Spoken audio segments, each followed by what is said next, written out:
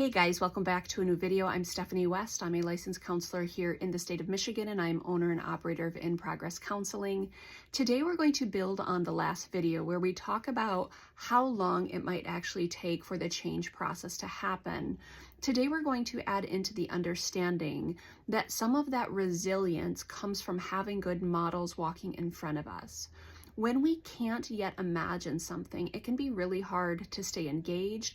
It can be really hard to kind of get ourselves even started, but especially kind of in that slump and in that slog of persistence and perseverance, it can be incredibly helpful when we see other people doing it as well, whatever the it is that we're aiming for. But the way I want to begin this particular conversation is in a client's story. Over the last 3 or 4 months, we've been really working on how to kind of stretch towards an ideal, how to aim towards a life that they might actually want. And this client came about 3 or 4 months ago. It's a young adult, and I love my emerging adulthood. So this particular person is age 20. They're a couple years out of high school, but they have not gone kind of the track of post-secondary education. And in fact, they've said from jump, like, Steph, that just doesn't interest me. Now, I'm not like everyone should go to college, but I am someone who thinks everyone should do some exploration, and college is a very guardrailed place to do exploration. So I particularly like higher education because I don't know of a ton of other pathways where young adults can go and explore and learn about themselves and the world around them in a very guarded way. One of my long-term desires is that we create alternative pathways outside of just the formal kind of school or work lanes as starting points for exploration. However, I digress. This particular client has said school is just not of interest to me.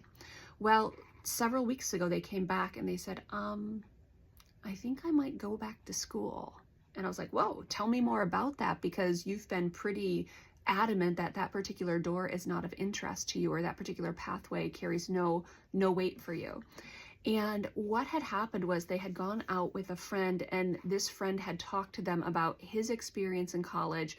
And the way he's going about it is he's prioritizing kind of the sports track at college, but he's doing the academics as well, because in the long term, those will have the payoff. But in the short term, this is a place he gets to really practice a sport that he finds valuable. And so let's just say it's part of the basketball team or part of the golf team. When the friend said that, the friend created a mental model that my client could now relate to. And the client was like, oh, what if it's not about, throwing a bunch of money in a direction that I'm not even sure I want to go? What if it's about going and doing a sport that I love with the guardrails of college around me as I explore other options that might be 2, 3, 4 years down the road? It created a whole new mental model for him. When we have mental models, a lot of times those can be prompted or helped. Our understanding can be prompted and helped by other people doing it too. Other people who are a half step ahead or a quarter step ahead, showing us some of the pathways, some of the options, some of the ways we can go about exploration, we can go about identity formation, we can go about exploring our preferences, our areas of interest. When we see other people doing it, it kind of frees us up to imagine ourselves doing something similar. I cannot emphasize enough, especially to my young adults and especially to people going through a change process, find people who are doing similar things to you. Find people who are even enjoying the journey, people who are committed to the gunk, committed to the grind. They're in the sophomore slump and they're pushing through because they believe in a payoff. They believe that if they keep going, there's going to be good outcomes for them. Surround yourself with those people, surround yourself with those stories. And so we can really capitalize on this inundation of information via social media, and we can find people in front of us who are living out things that we would like to be true. We've talked about the real and we've talked about the ideal, and while you're in your reality dealing with that, you can find people in front of you who are doing it more towards the ideal that you want to aim, and they can help create pathways for you. And that is one of the encouragements today. Pull in data points that support what you want to do is possible. And you might have to explore a little bit. Find people who are doing things that interest you.